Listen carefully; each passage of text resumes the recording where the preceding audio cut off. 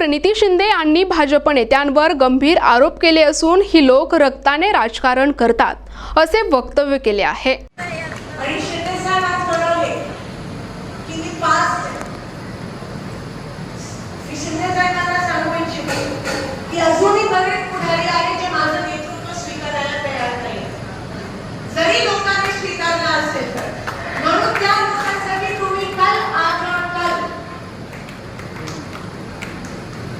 कधी न संपणार आणि आम्ही संपू देणार नाही, कधी न संपणार असं तुम्ही नेतृत्व आहात।